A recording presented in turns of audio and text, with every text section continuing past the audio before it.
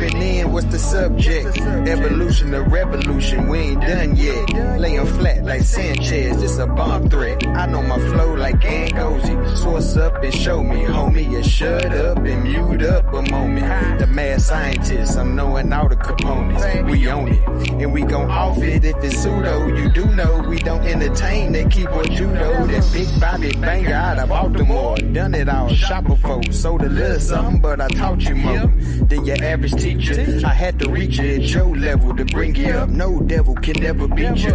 With precision of a magi, the information supplied by some guys get debunked on live. CK and Juju, I chill in the cut. But if you boys wanna fade, then I'm chefing you up.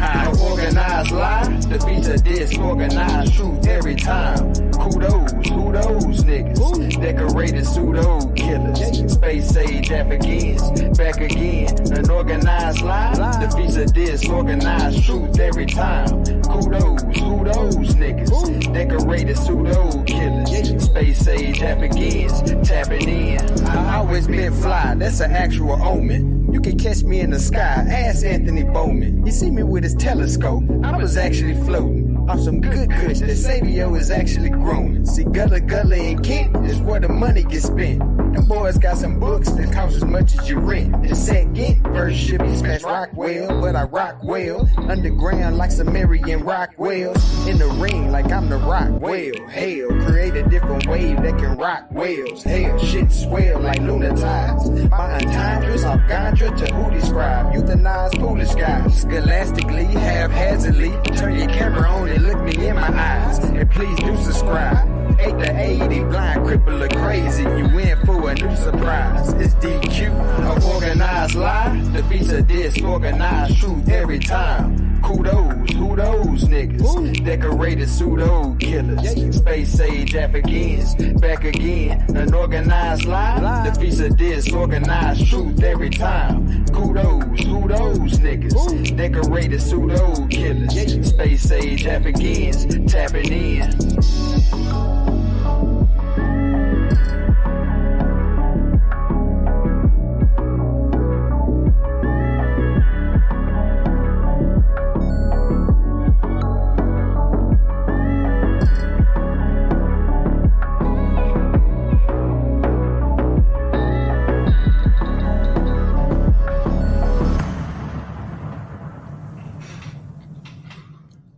Black African power. What's good? What's happening? A well-organized lie defeats a disorganized truth every time. Woo-hoo-wee. Man, y'all already know what it is, man. It's the Pseudo Killas on deck. And we come to do, we got to do, and we're going to do, we got to do. We standing tall, we standing strong. Hey, Pseudo Killas on deck. Man, y'all know what it is, man. It's Sunday, man. We got that Pseudo Killas at the movies, man. And we got a good one for you, man. Swear we do, man. It's hot off the presses. Ain't nobody seen it, right? Y'all seen the first half of it. Dr. Moiya Mc Tier interview. So we're going to play the second part of it, man. We're going to sit back and enjoy it. It's about a half an hour interview, man, where y'all can get some top-level experts, man. Let's let the building pile up a little bit, man, and give some respect to this sister, man. African-American, man, putting in the work. Expert. This is our expert series, man. Go ahead and check out the rest of the experts we got on the channel, man. We tired of playing with these people, man. We turning it all the way up, man. And I'd like to also shout out to everybody that supported me in that debate. Appreciate it, man. It was for the community, man. And those conversations are needed at times so we can at least see what the complete opposite of the thing is, man. So we can get some clarity on what exactly we talking about. A lot of times these dudes talk that talk and they ain't got nothing beside it, so you can see how crazy they be sounding. Because that's exactly what he was saying. I'm gonna make sure we put the tape out early on this one, and I'm gonna make sure I also put out the flat earth one. Yo, we're gonna be featuring that on the channel. So I see you, Gary Hart, man. What it do? 504 top level, man. What it do? Regular Joe, what's up with you, man? Plunkett, Cedric, Pseudo Killer Official, man. I see you. Gideon Block, Omar Reed, Rob Messu, Armin, what it do, what it do, man. Appreciate all the gods and goddesses that's in the building, man. Appreciate all the people that's dedicated to trying to understand their story. I see you, Rasta man. Yeah, the flat earth. Yeah, we did that debate. I see you, Kyle, man. What it do? And everybody, man, no matter what walk of life that you put forward, man, understand who you are, man. And you know, when we put out that Sekou debate, man, it was a good one. Yes, it was, man. Beat the brakes off of them. Trust me. A lot of information in there, man, for y'all to unpack, man. Things you can go back and take to your family so we can just really understand what it is, man. Lamar Pope, man, I see what it is, man. What it do, brother? Yeah, so we just want to get the house filled up a little bit, man. Let me see if we can get 50 people in here, man.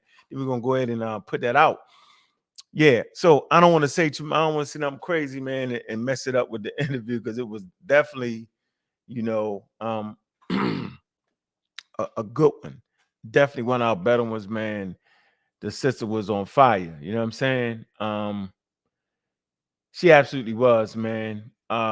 Adrian, I see you, man. I don't want to forget you out there. What it do? Manish, what's going on with you? Joel Armstrong, man, what's up with you? Yeah, beat him up from pillar to post. He got kind of delusional in there. He started saying that traditional medicine was used by poor people in Africa. That was crazy. I was like, come on, man. Man, he had that Photoshop in there. Caught him. Yeah, it was funny, man. And of course, I lost the poll. You know how that goes. I think about 39 people voted. It was a good. I think this one, you know, based off of what happened, I don't even want to bring this up in this one because I want everybody to, you know, I just don't want that whole situation the community just went through, you know, on this video right here. But that kind of slowed it down, man. But I actually appreciated y'all the support, man. That, you know, that really helps, man. Anytime we can, you know, get some money, you know, it just makes sense. It's a lot of time spent to put this material together, man. And I like specifically, man, and shout out to Pseudo Killas and the team, man. Special shout out to Brendan, man. He put a lot of time in putting those slides together, organizing it, man. And also a special shout out to Miss Tiffany.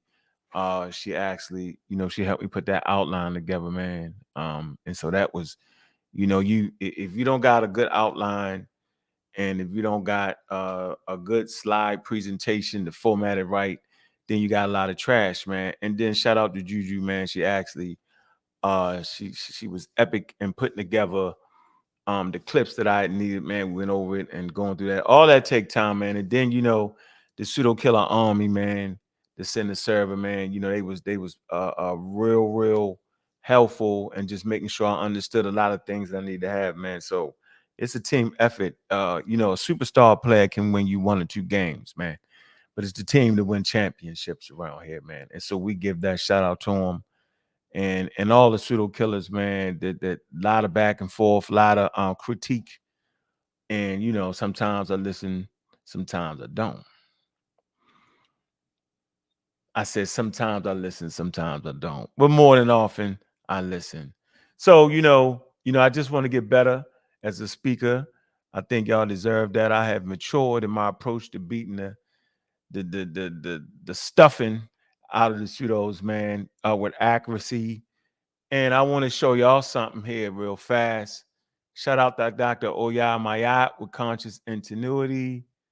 Man, let me see. I want y'all to get this first, man. I got this paper coming out, man.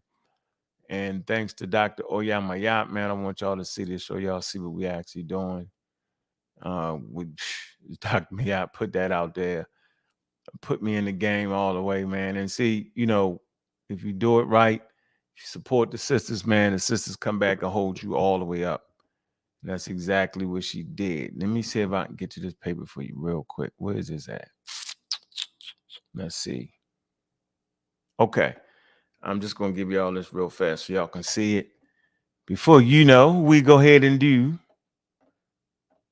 the movies.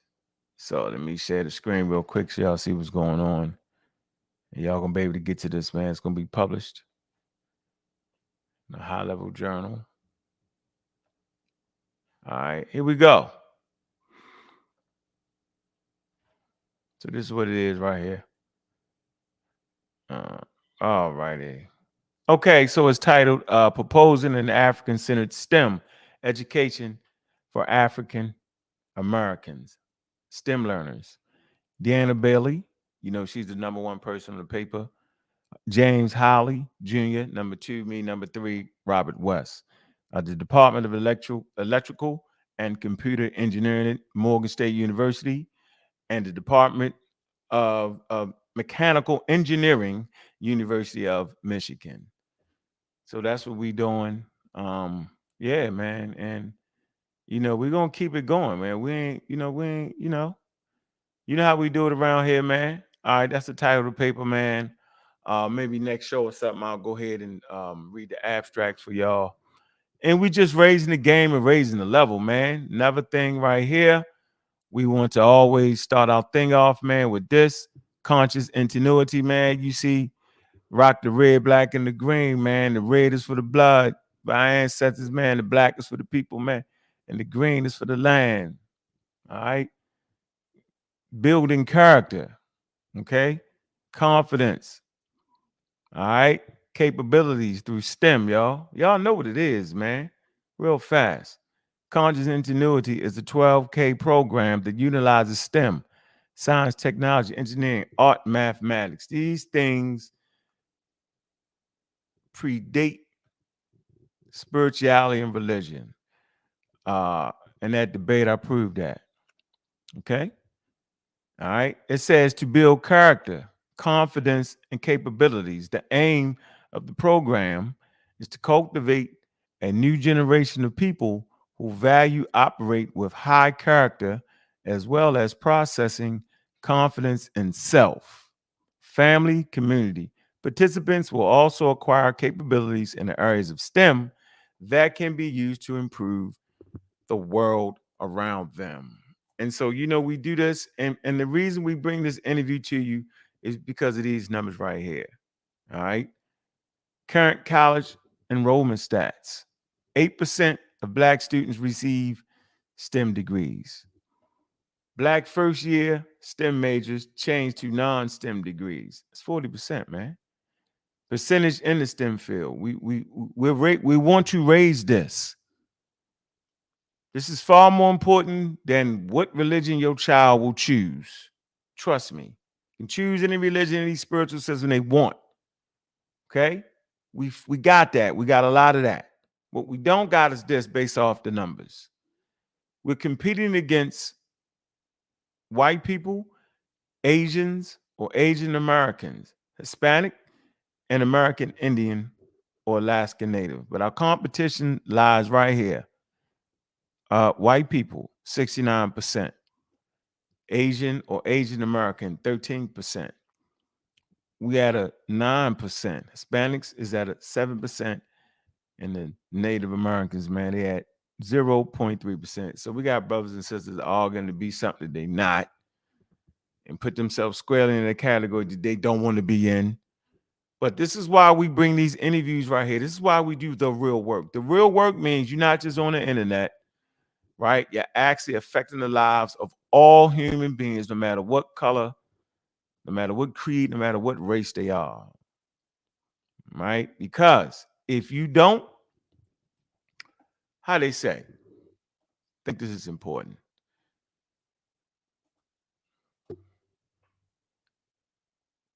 If you don't clean up your community outside your door, like if you're walking in a drug infested area outside your mother's door and you walking on crack valves and stuff like that, and you walk off and you ignore it, you go off and have children and they go visit their grandmother one day. As they grow, they could potentially be in a situation they could lose their life based off of disturbance in the drug trade right outside your mother's house.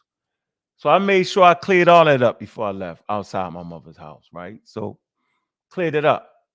So what I'm saying is now, if we don't educate communities, period, those same people could come back to bite us. We learned that actually in the pandemic, where rich nations had the money to put out, had enough money to buy 9 vaccines before they ever even went through the clinical trial process. Spent billions of dollars on it, right? And out of those 9 vaccines, only I think 3 came back ethical, right? That like just safe and effective out of all of them. And so the rest of the money just was gone. Gone. Okay.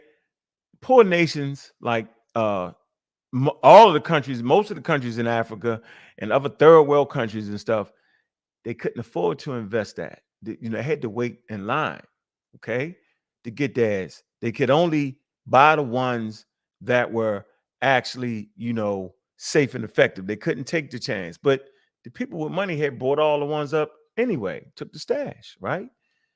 And so those people had low level of vaccine rates. So what the world actually learned is, although the different countries and continents that had enough money and had high levels of vaccinations, there were countries, right? There were countries that didn't. And since we live in a global world and a global economy and people are flying everywhere, so like on Sunday, you could be getting a plane, international flight to Africa, right? And then vice versa. And so that person coming from Africa is in a spot that's not really vaccinated, and they could bring a strand with them, right? A strand that has mutated because, right, strands develop based off of transference from other human beings, and they could potentially mutate. And so they stand a better chance of mutating in areas that have low vaccine rates. And so what they found out is that these mutations was coming from areas that had low vaccine rates. And it was bringing it back on the people that had the vaccines. But the vaccine that we had was only for the variants that we had looked out for. We didn't realize, we knew it could potentially happen, but the low vaccine rates caused these things to mutate faster because it was easily transferred. It didn't stop at a person with a vaccine. So what they learned was that the world got to work together. We're in the middle of we're in global warming now, right? Look around you. The world got to work with that, right? In the debate, I talked about the Green Wall, the Pan-African movement, the real Pan-African movement, right? The Great Green Wall. I talked about how the Great Green Wall stretched from West Africa all the way to the Red Sea, right? Stopping the desertification, actually reducing the carbon print on planet Earth. And not only did African nations partner with international community, see, got to work with other people. You can't paint yourself in the corner, no matter what you think, right? This is the level here, right? This is the level. So yeah, we want to bring it to level, man. We got about 58 people in here now. Okay.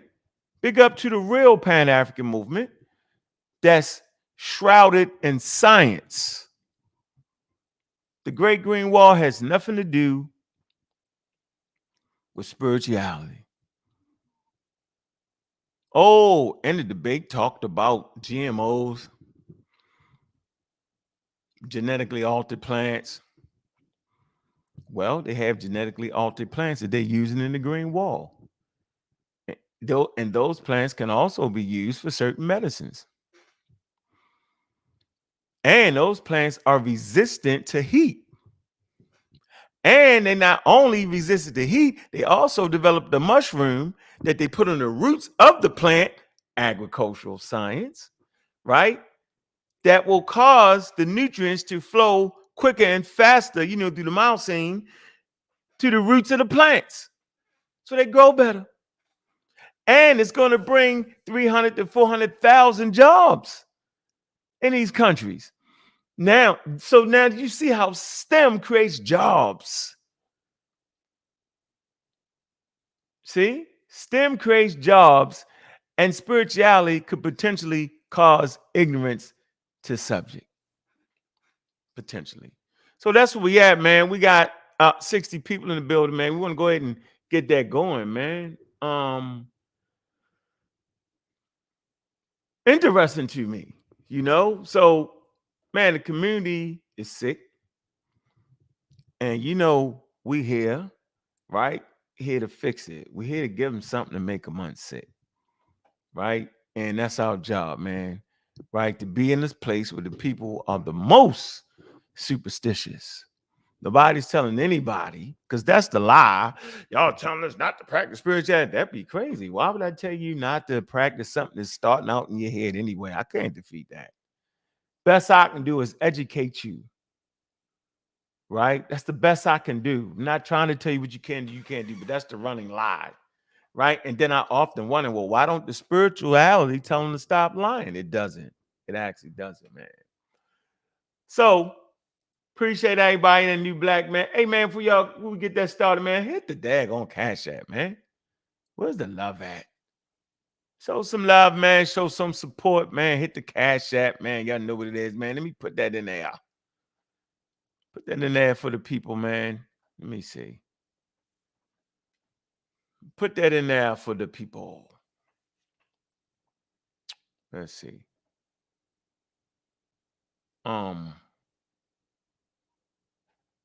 Let's see here. Let me see if I can get there. What I want to do. Let me do this real quick. I'm going to put this in the community. Skeptics, man. Put that in there real quick. But yeah, man, the Pseudo Killas, man, we really appreciate all the support we get on a regular basis, man. Y'all see the type of content we bringing high level stuff, man. And I think we was at the question and answer portion of this interview too. It was great, man, to see us look like us, man, just like us, really produce some high level material, man. And it kind of gives the babies a chance and the parents a chance to really recognize you know what it is and how they should be pushing, that next generation. And that's just important, man. We can't sit around here and get picked apart with ignorance. Ignorance will pick you apart, man. Ignorance will absolutely pick you apart, y'all. Seen it happen all the time, man. New Black World Order, I see you. Juju, the Pseudo Killas here. More, I see you.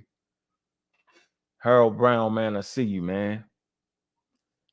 Zan, what's going on with you? So yeah, I see we have 74 people, man. That's a good number for right now, man. Don't y'all dive out, man. This is free for y'all right here, man. All right. Yeah. All right. This is the one. This was the paid event we had, man. We're gonna have more of them, man. Rob Mesut Armin, add you as a moderator. Don't come over here acting crazy, neither. Where you at? You go in the community skeptics. Where you at?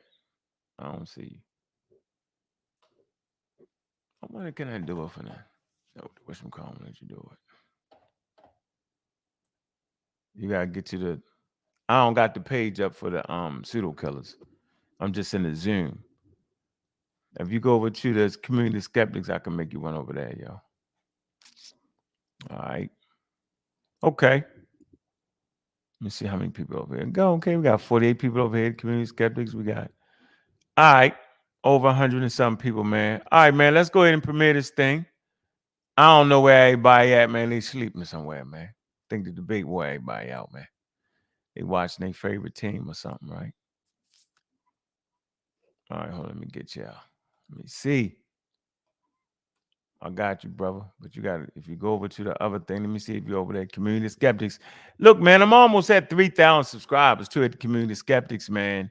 Right? We're trying to get to 3,000 on the Pseudo Killas, man. So y'all do what y'all supposed to do, man, and go ahead and support that, man. Make sure y'all hit that like.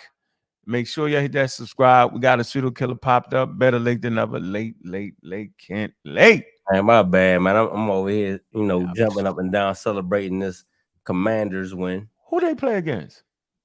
Man, some dudes named Denver Broncos. Okay. Light work. Yeah. Watch that Sunday night game. Yeah, we about to let's see. We are about to play that interview there. That was a good one, right? Okay, Yes, you're in the Skeptics. I got you right now. Let me get you. yes, Yeah. indeed. Man, I think the Mm-hmm. sister's very intelligent. We need more sisters like this in our community, man. You know, I know we got a few on the Pseudo Killers, and Oh yeah, we got the ones that yeah, we already we got some stick sisters out there, man. I ain't gonna say their names right now. What? You ain't saying nothing wrong, bro. It ain't like you sitting around making nothing wrong. All I'm gonna say is it's a breath of fresh air when you run across some intelligent sisters that that are scientifically literate, rational, know what's going on. You know what I mean? And fellas, these are the type of women y'all need to be trying to get with. That's all I'm gonna say. Yeah. You know, these are the ones that's gonna help you build in life. The ones that can think rational and that are commander fans. Oh, shut up. Oh man. I'm just saying. Yeah, yo, you crazy, yo. That's fun. No, but shout out That's to everybody, funny. man. Hey, man, much love. The NFL took precedence over the Pseudo Killers. I know, yo. I ain't mad at you. It is what it is, man. I hope they send you that check out there. Oh, it's coming. That's believe.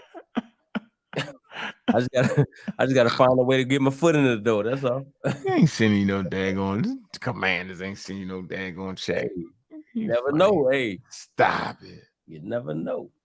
Stop it. All right, here we go. Here we go. All right, ladies and gentlemen, you see the screen, yo? You can see it on the screen, Kent?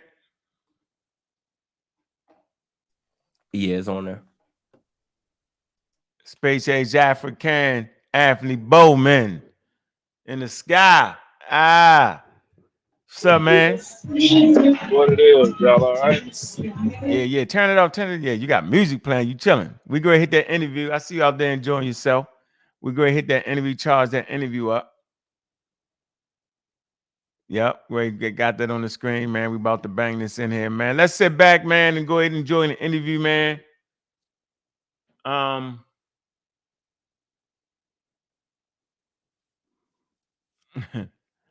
Yeah, you can dream all you want if you can't bring your dreams to fruition. You're done, son. Yeah, man. Here you go, man. Man, Moiya Mc Tier, she a space age African, man. Sister, man, quality sister, man. And she did her thing, man. Pseudo Killers at the movies, ladies and gentlemen.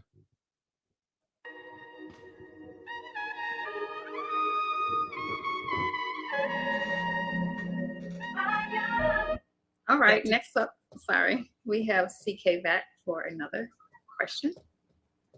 Can you share some recent breakthroughs or advancements in astrophysics that have had a profound impact on our understanding of the natural world?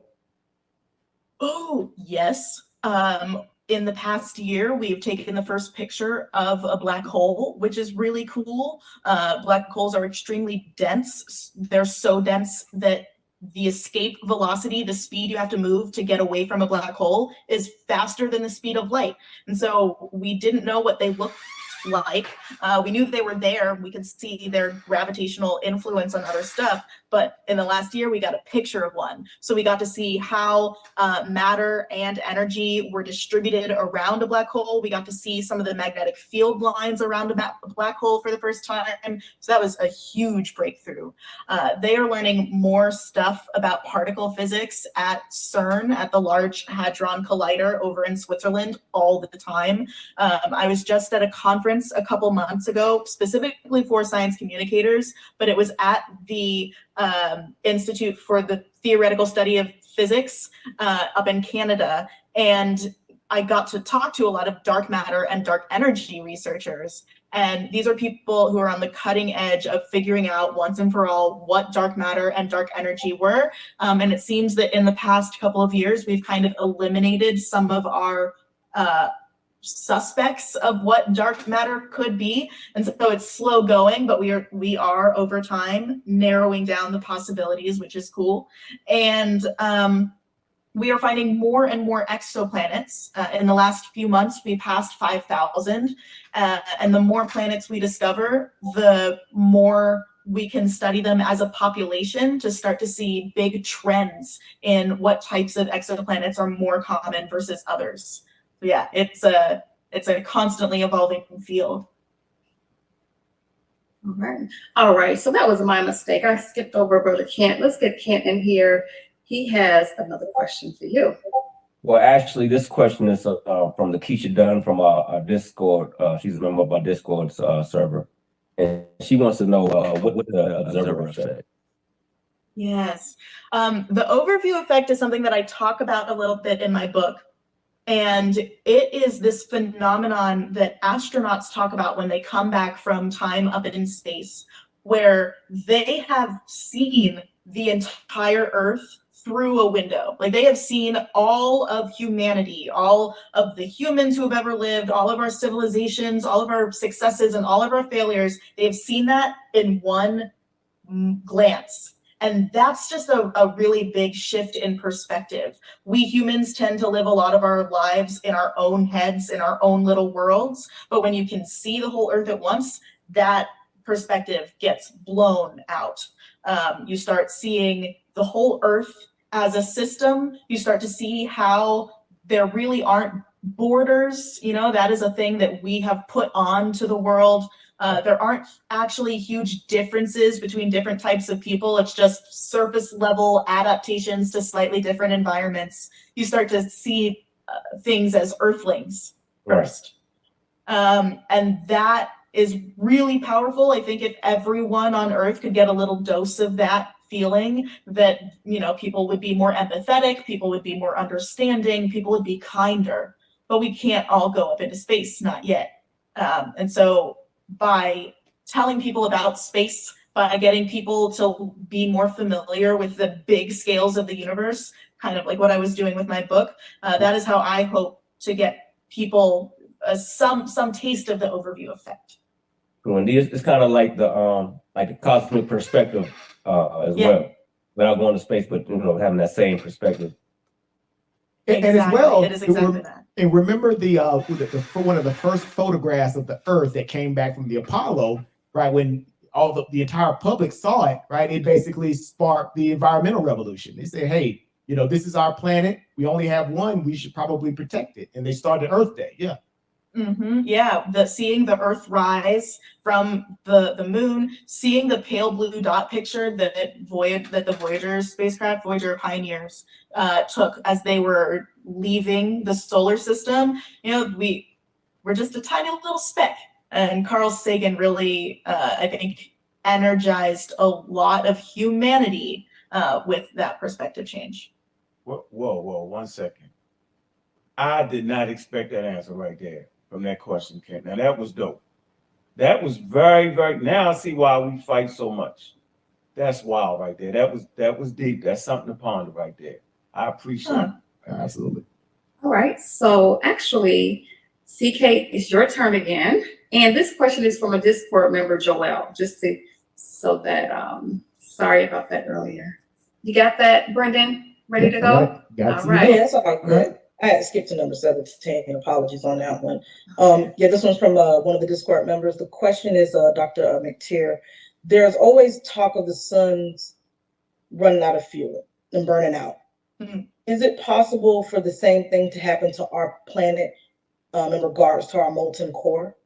Yeah, absolutely. But you have to remember that the time scales on these things are unimaginable to us humans.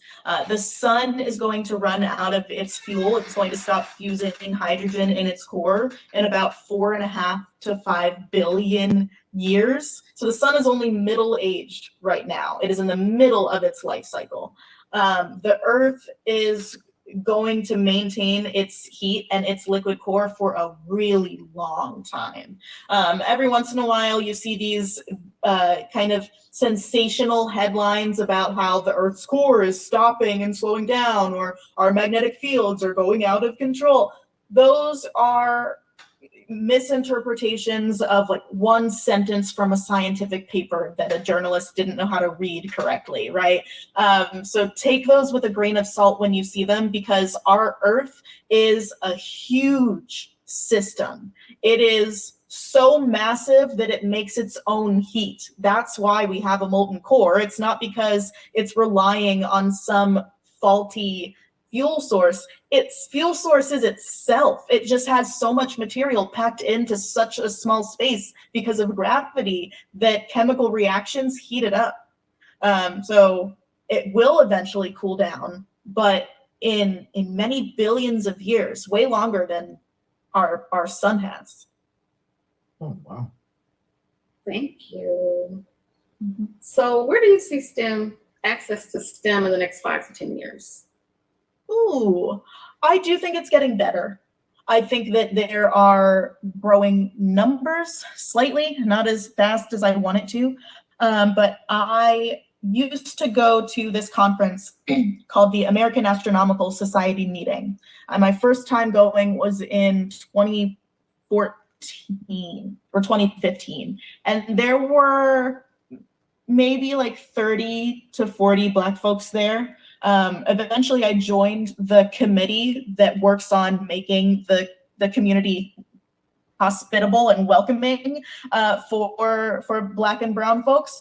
And now we have a whole meet and greet that is just for minorities in astronomy, racial minorities in astronomy. And we have to like rent a bigger room now. There are hundreds of us there, and that's encouraging. There are loud young people with a lot of energy who are trying to make a difference in the field. And I think that it can only get better because the people who are trying to keep the field like it used to be are old and they don't have a lot of energy, and they have power, but not for long. So I am hopeful. Wonderful. All right, we're going to bring up Jolanda. Yes. So you worked at the Cool World Lab with David Kippens. I will preface that this question is also from a Discord member, I believe. But you did work at the Cool World Lab with David Kippens, and what were some of the most exciting exoplanets found, excluding TRAPPIST-1? Yeah, what's with the TRAPPIST-1 hate? It's a gorgeous system, but okay, I will tell you about some others. Yes, so David was my advisor in grad school, and his big thing is exomoons. He has been looking for moons around planets, around other stars for over a decade. Still has not found one, but he is keeping the search going, and I respect that because they are out there. But my favorite planet is Kepler 186f. It was the first Earth-sized planet to be found in the habitable zone of its star, so the right distance from its star where liquid water could form. But its star is not like the sun. It is much cooler and dimmer, about 10% the size of our sun. And I like it because I researched it in college. I studied the shape of its orbit to see how circular the orbit was, because if it's very circular, then it probably doesn't have a big temperature swing over the course of a year. But if it's very, much like an oval, then it has this huge swing in temperature over a year. And I found that its orbit was pretty circular. So that's my fave. There is this system of 7 or 8 planets. Kepler 90, I want to say it is. And that is the most planets we have found in an exosystem so far. So that's cool. But TRAPPIST is great.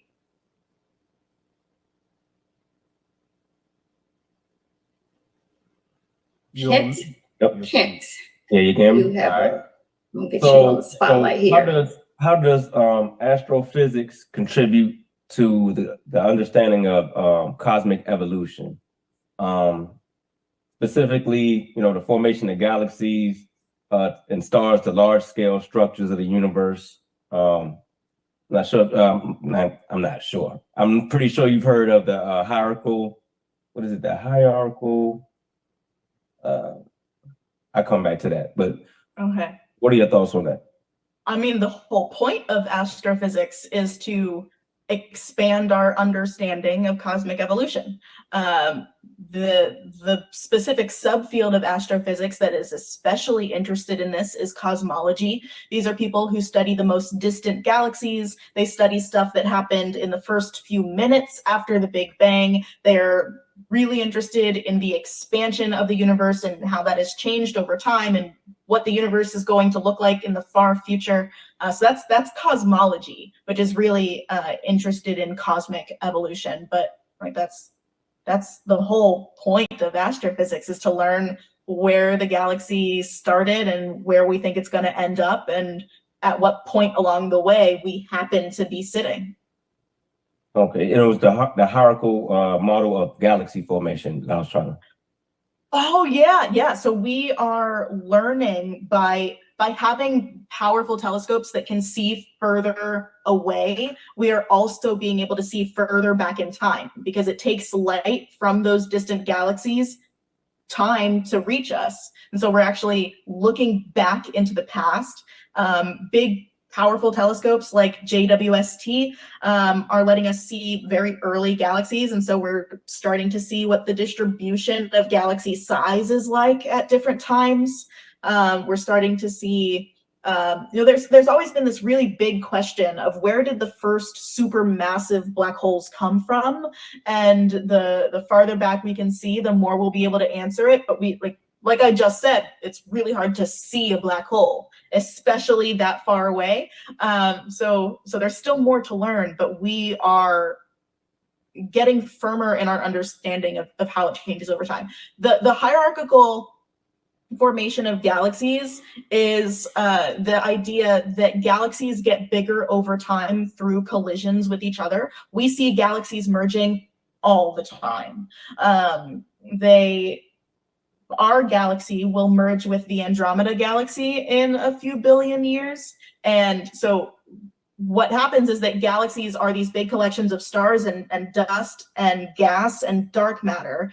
And they tend to form as spirals because they form from these big clouds that were spinning, and that spinning creates momentum that whips it into a spiral shape.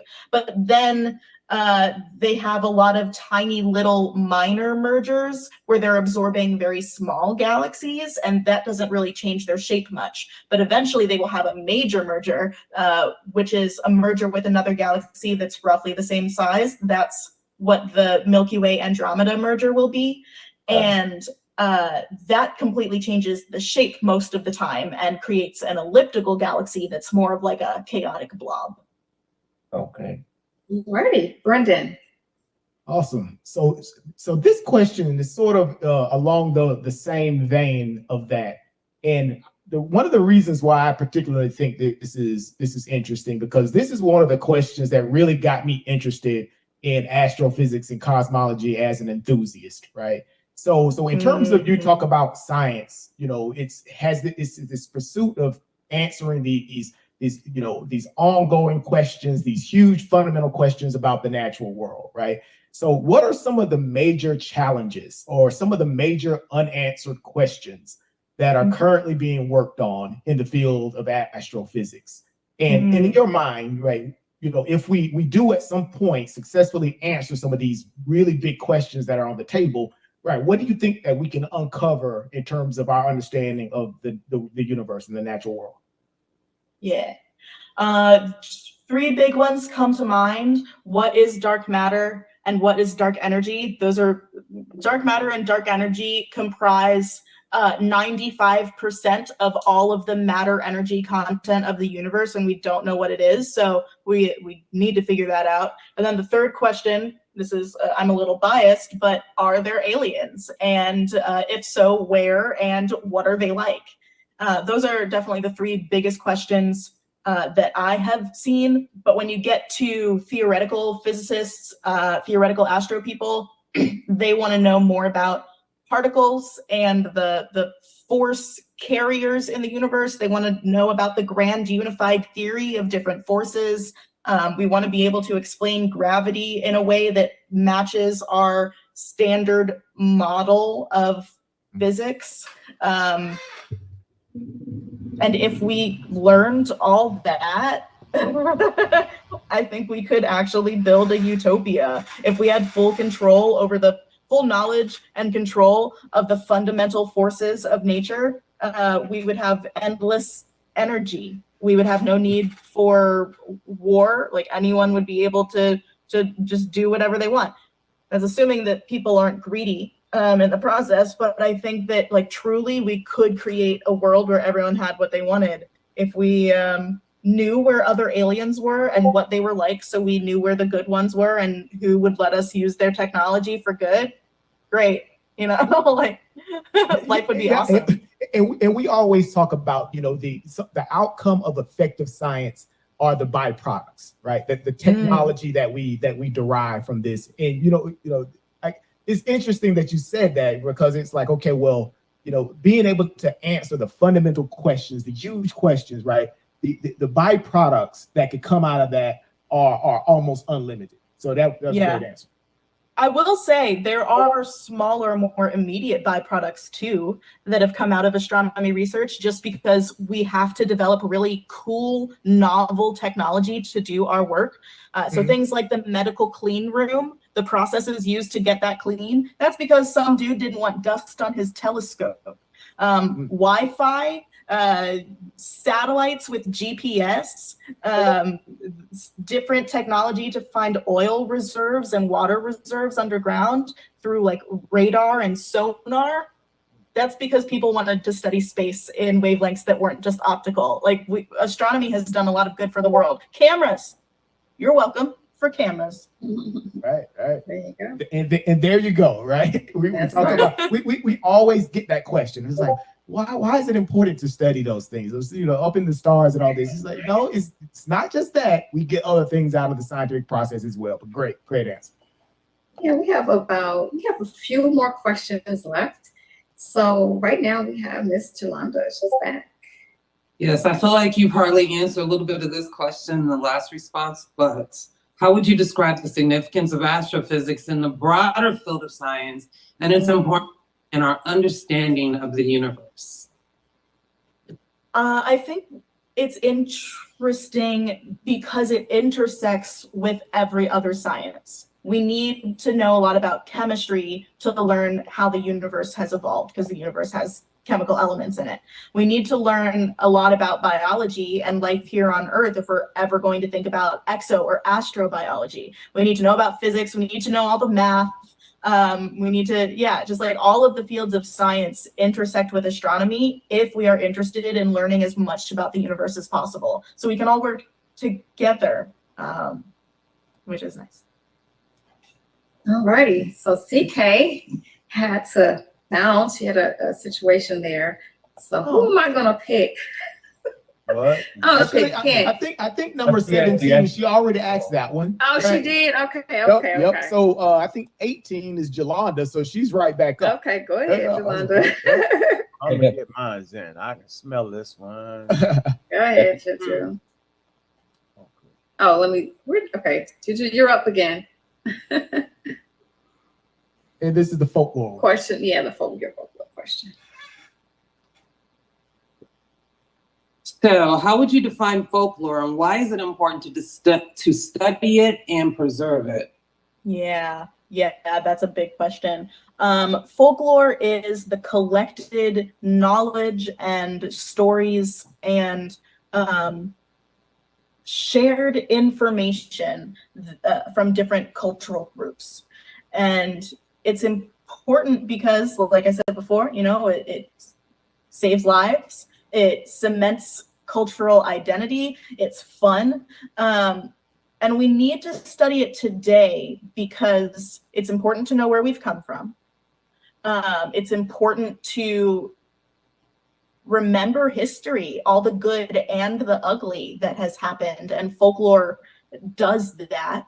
But it's also important to remember that folklore is still being made. We are still creating cultural stories, and it's not just fiction. It's not just like the MCU is our modern folklore, but we have modern folk heroes. We have modern folk villains. We have urban legends that get spread around, and creepypastas on the internet, these like internet phenomena that get spread around to millions of people.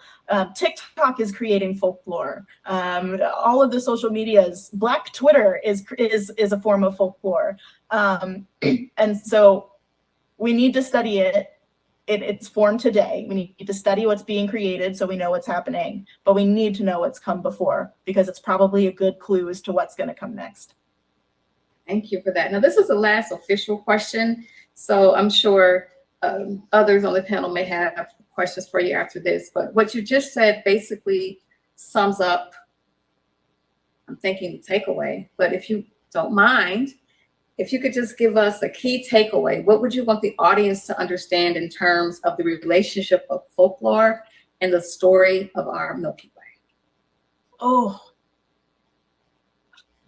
I want people to understand that our ancestors, no matter who you are, our ancestors used to have a much closer relationship with space. They would tell its stories, they would track its movement, they would time their lives by its behavior, and we've lost so much of that. Either because you live in a light polluted area, or because you haven't been fortunate enough to learn this information because it's been gatekept and locked away in the ivory tower of academia for so long. But space is yours by right. And also, you are a part of space. It is not this thing that is separate from you. Like, you are literally made of stuff that has existed for billions of years. So don't lose that connection that our ancestors had with it. Well, thank you. Thank you so much for that. Mm-hmm. So, Bobby? Real quick. So you talked about the alien piece. That's very interesting. So this kind of ties in to what I want to know. Like on Earth, you know, we deal with time with seconds, minutes, and hours. But when you go galactic, when you go out in space, right, you deal in terms of light years. So could you kind of tell us how did they manage to even develop that light year thing? And then how would the light years and the sheer distance in space affect us meeting aliens? So light year is a unit of distance. It is the distance that a photon, a particle of light, can travel in 1 year in the vacuum of space.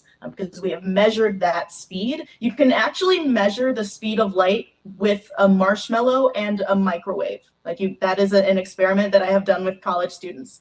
And so we have measured the speed of light very accurately. And that is a distance that is useful in the large scales of space, because space is really big. Actually, astronomers tend to use another unit called a parsec, which I know they talked about in Star Wars, but they got it wrong. The parsec is about 3.5 light years. And so we measure the sizes of galaxies in kiloparsecs or megaparsecs. These are 1,000 parsecs or 1,000,000 parsecs. Our Milky Way galaxy is 100,000 light years across, or about 32 kiloparsecs across. So it's really big. And so that does affect the potential for interactions with aliens, because they are probably really, really far away. And right now, the only way we have to communicate across vast distances is communicating with light. We send lasers, we send radio transmissions, but that is the radio part of the light spectrum. And light only travels so far. So there's a chance aliens haven't even heard us, because the first time we transmitted something was World War II. So it hasn't even been 100 years, which means that information can only be 100 light years away. But like I said, the galaxy is 100,000 light years across. So space is big, and if there are aliens out there, which I do think is true, I do think there are aliens, they're just really, really far away.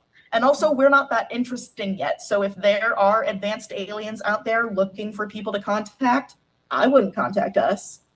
We haven't even solved our energy problem yet. You know, like we're still fighting wars amongst each other. I wouldn't want anything to do with us. I always think about what Stephen Hawking said about space aliens and being able to contact them. And what Stephen Hawking said, if they're anything like us, we should probably leave them alone. You don't want to be reaching out to them. So we just want to be mindful of your time. We're just doing a time check. Oh, right. Yeah. I should go in a few minutes, but I have time if you want to have like one last question. Okay, who's it gonna be? Who's got a burning question? Who got a burning question? I mean, I was gonna bogart. I know Brendan was making. Go ahead, CK. You go ahead. We're gonna hold you back there. You gonna hold me back. I knew you dropped off, and so you didn't have a chance. Yeah, so here you go. Absolutely. No, it's all good. It's all good. I wanted to ask, were there any scientists when you were growing up, or even currently right now as you're an adult, that really influenced you? Oh, no, unfortunately. Growing up, it's because there were not people doing this work who looked like me. I didn't think I could do it. My mom, who is not a scientist, really wanted me to be. She would ask me algebra questions in the car. She got me like little microscopes for Christmas some years. She really wanted me to be a scientist because that's how she envisioned me living a good life. She saw this little nerdy kid and she was like, you could make money being smart. And so she inspired me. And by the time I got to college, I started to meet other Black astronomers. I started to meet women in the field.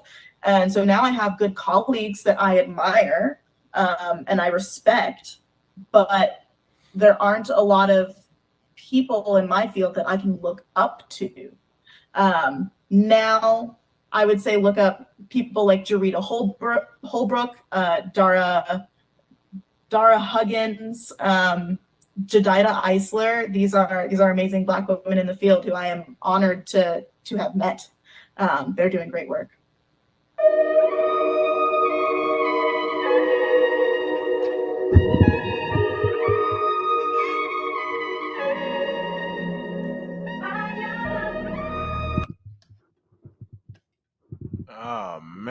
Oh man, there you go. Yeah, that was hot right there, man. Expert, man. Not using super giant words, not flam flam bam bam booming real smooth.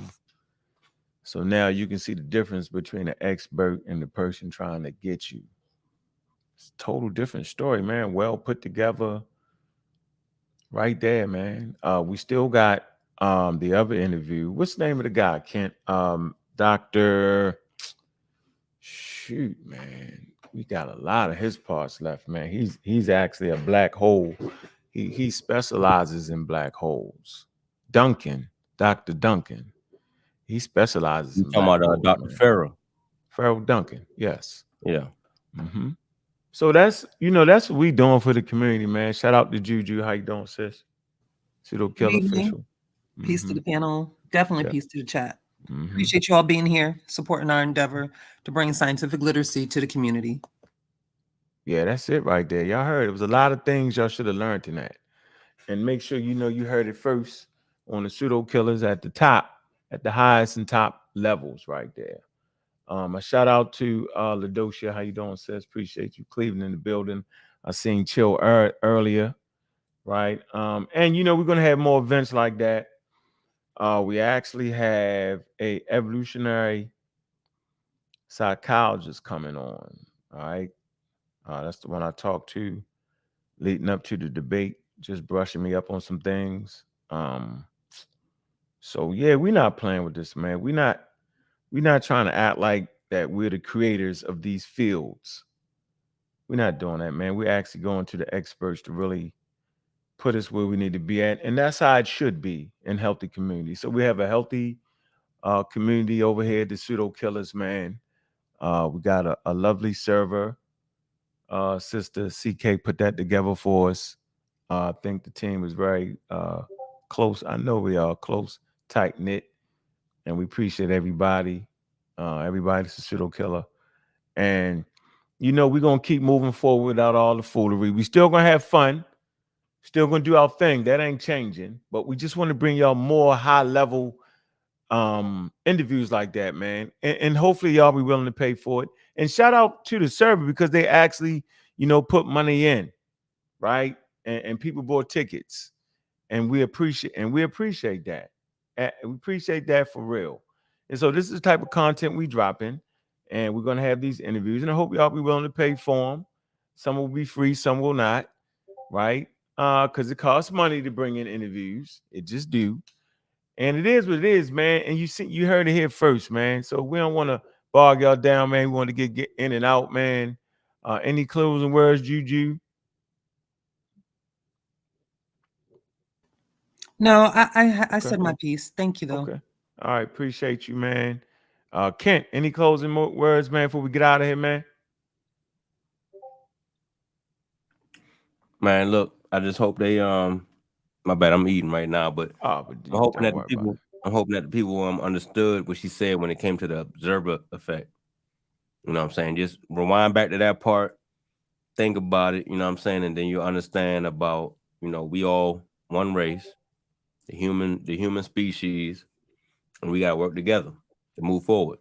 Yeah, you ain't gonna make it without that. You I'd be remiss if I didn't mention what made Egypt so strong. And I know y'all gonna hate this. What made them strong because they had contact with inner Africa and contact with cultures outside of Africa. And by the way, they didn't know they was in Africa. Just want to put that there. It's the sheer coming together of different ideas that make you stronger.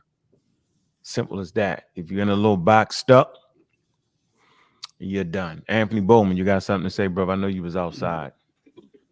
Yeah, what's your favorite? Just appreciate everybody coming through, man. Like I always say, when you're scientifically literate, they can't drag you down to their level and beat you up with experience. So. I love that. I don't know why that's like the best. That's crazy. Man, that is so funny, man, to me, man. Hey, look, shout out. Let me shout out to the Cash Apps, man. I appreciate everybody. And I do want to say something real quick, Bobby. I lied. I'm sorry. Oh, no, you will not. We getting out of here. No, you will not. Go ahead, Juju. Talk. Hey, Juju. Don't mess up the video. Remember what we just did. Go ahead, Juju. Hey, hold on. Let me shout out the Cash Apps, though, Juju. Joe, man, I appreciate you, man. That's some love right there, man. Karen, man, appreciate you all day. What hoes we got? Hold on. Man, I'm messing up. See, you mess me up, Juju. Messing with you. Hold on. Ladocia, regular Joe, and Karen. Appreciate you. That's some love right there, man. Hit that Cash App on the way out the door. Go ahead, Juju, because we out of here. So for anyone who ever questions what Pseudo Killas is doing for the community, the proof is in the pudding. Don't ever question us. We love Black people to a fault, to the point that we spend our time and energy and our own resources making sure we can bring you the best of the best when it comes to experts in all fields of science. We also support other endeavors in academia, in the communities that push scientific literacy. So just please remember that. Thank you. Y'all already know how it go right here, man. Everybody got their opinion, man. Everybody got something to say. Subjective.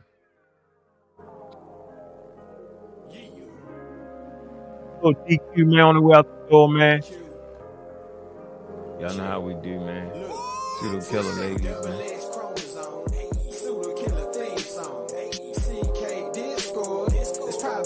Hey, man, appreciate y'all coming through, man. We had a powerful show tonight, man. Pseudo Killas at the movies, man. Tune back in the morning, we be here. Y'all know what it is, man. Shout out to all the Pseudo Killas, man. Known and unknown.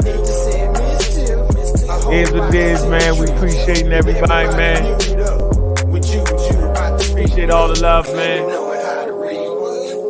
That's real, man. Man, the center. For the city of pseudoisms, pseudo killers on deck. You know what we got to do, man? Because we got to do. Joe Armstrong was in the building. Jan was in the building. Brother Locke was in the building. Medosha Wright was in the building. Gideon Block was in the building. 504 top level was in the building. Psych 1 was in the building. Joel O was in the building. Sierra was in the building. And DQ Ham.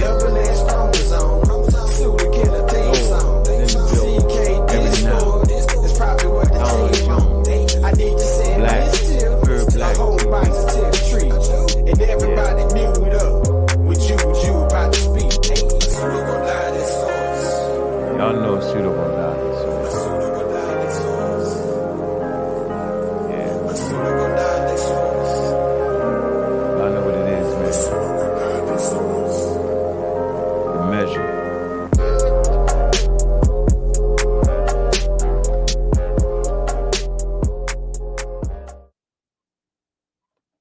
Scientific literacy is a vaccine against the charlatans to come amongst you, man. I'm your host, Bobby Banger, Pseudo Killer Official. I'm a Raw Squad Up, community of skeptics, Magi Archers, man. And we out.